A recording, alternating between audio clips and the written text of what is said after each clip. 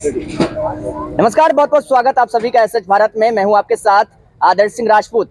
MLC नाम का विजय मुकुट आपको यहाँ के जो वोटर्स है, शिक्षक है, जनता ने सौंप दिया। कि कितनी खुशी है। एमएलसी का पद जो है यह संवैधानिक पद है, बस इसको इतना ही तक समझा जाए। एमएलसी का पद कोई ऐसा नहीं है कि इससे सुरखाव का पंख लग जाएगा और इससे कुछ हो जाएगा। एमएलसी बस सहजता से स्थिति प्रज्ञ रूप में इसको स्वीकार करना है। एमएलसी बनाया गया है इसलिए क्योंकि जो आवाज़ सड़कों पर गूंजती है तो लोगों को आवाज़ पसंद आती है, तो लोगों की इच्छा है कि यह आवाज़ सदन में गूंजे, इसलिए प्लेटफॉर्म पर भेजा गया है। इसके अलावा नथिंग मोर देन दिस, और कुछ नहीं है। बस उम्मीद लोगों की ज़्यादा है, तो जो आवाज़ सड़कों पर गूंजती थी वो संगठित रूप में और भी लोगों की आवाज़ बनकर सदन के अंदर और सड़कों पर भी संघर्ष होगा। अच्छा, ये पूरे चुनावी मौसम में जीत के लिए आप क्या नीति और रणनीति अपनाए? हमारी कोई नीति नहीं थी और कोई रणनीति नहीं थी। शिक्षक चुनाव लड़ रहे थे, ये चुनाव हम नहीं लड़ रहे थे। ये चुनाव पत्रकार लड़ रहे थे, यह चुनाव शिक्षित बेरोजगार लड़ रहे थे, छात्र नौजवान लड़ रहे थे। संघर्ष के लिए टकटकी लगाए हुए जितने भी प्रबुद्ध लोग हैं वे सभी लोग इस चुनाव को लड़ रहे थे। आप बताइए कि कहीं आप देखें एक भी पोस्टर मेरा कहीं देखें?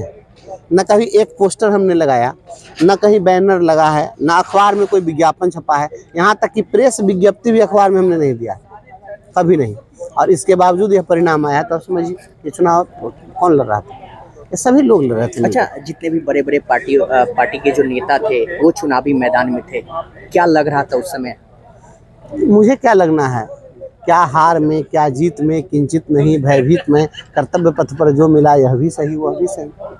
अच्छा, बड़े बड़े जो पॉलिटिक्स जो दावेदार थे, नेता थे, प्रत्याशी थे, चुनावी मैदान में हुंकार भर रहे थे, जीत का दावा कर रहे थे, उस समय कह रहे थे कि हम अभी टाइगर जिंदा है, फलाना ढिकना, तमाम तरह के जो जनता के बीच है, वोटर्स के बीच है, तमाम मुद्दों को रख रहे थे। उस समय आप अपने आप को कहाँ देख रहे थे? क्योंकि कह रहे थे कि भाई जो भी स्वतंत्र है, निर्दलीय, वो तो दूर दूर है, नजर ही नहीं आते हैं। उम्मीद था।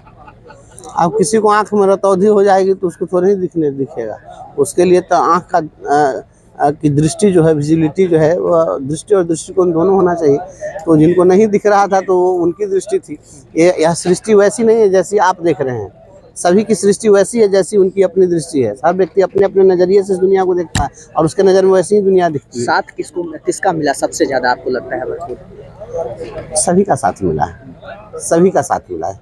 छात्रों का, नौजवानों का, शिक्षित बेरोजगारों का, अध्यापकों का, वित्त रहित शिक्षकों का, अधिवक्ताओं का, पत्रकारों का, किसी की मैं बात कहूँ, सभी लोगों ने साथ दिया है। सभी लोगों ने साथ दिया है, तब तो एक भी बूथ पर हम नहीं हारे। कहीं 197 बूथ था, 197 में किसी बूथ पर हम नहीं पराजित हुए। यहाँ पर जो काउंटिंग हुई है 9 राउंड में, ये प्रत्येक राउंड में हम 1500 के लगभग बढ़त को मेंटेन करके रखे हैं। एक राउंड में कोई पीछे नहीं है। आप सोचिए कैसे हो सकता है?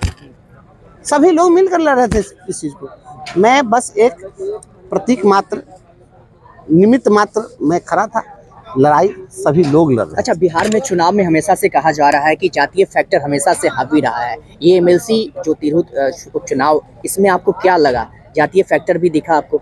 कमजोर व्यक्ति का सबसे मजबूत हथकंडा जातिवाद होता है। अगर कोई जाति का सहारा लेता है, समझ लीजिए वह कमजोर व्यक्ति है। जो मजबूत व्यक्ति होता है वो जातिवाद का सहारा नहीं लेता है। और जातिगत आधार पर मैं किसी से न कभी कोई संबंध रखता हूँ और न मैं कभी रखूँगा। अगर मैं डिजर्विंग हूँ तो मैंने कहा कि अगर मैं डिजर्व करता हूँ मुझे वोट दीजिए, और अगर मैं डिजर्व नहीं करता हूँ मुझे वोट मत दीजिए। अगर आपको लगता है कि मैं सभी प्रत्याशियों की भीड़ में मैं आपके लिए उपयुक्त हो सकता हूँ तो आप वोट करिए, अन्यथा आपके वोट की मुझे कोई जरूरत नहीं। आप मानते हैं कि चुनाव जीतने के लिए जनबल से ज़्यादा धनबल की भी ज़रूरत होती है? अगर जनबल है तो धनबल भी मिल जाता है। जिसके पास जनबल हो तो धनबल की क्या दिक्कत है? हम तो इतना बड़ा चुनाव लड़ गए, 54 ब्लॉक था, 28 विधानसभा, 1001 पंचायत है, और इतने बड़े क्षेत्र का चुनाव हम लड़े हैं। तो मुझे लगता है कि 5-7 लाख रुपया लोगों ने चंदा मुझे दिया है और सीधे मेरे खाते में भेज दिया। तो लोग भेज दिया, उसमें से 1-1.5 लाख रुपया तो ही बचा हुआ है मेरे पास। आज भी मुझे लगता है 1,500-2 हज़ार रुपया आज भी मिठाई खाने के लिए लोगों ने भेज दिया। तो जनबल है, तो जनबल का अगर जनता का साथ है। अच्छा, राजनीतिक समीकरण क्या कह रहा है? बंशीधर व्यासी जी को कहीं ना कहीं एमएलसी नाम का मुकुट, अगर विजय मुकुट सौंपा है यहाँ की जनता ने, वोटर ने, तो आगे जाके पार्टी में कोई दामन थाम लेगा? देखिए, कोई किसी पार्टी में नहीं जाना, हम आपकी पार्टी में आप ही के साथ रहेंगे। प्राथमिकताएं क्या रहेगी? अब प्राथमिकताओं का निर्धारण बाद में कर लेंगे।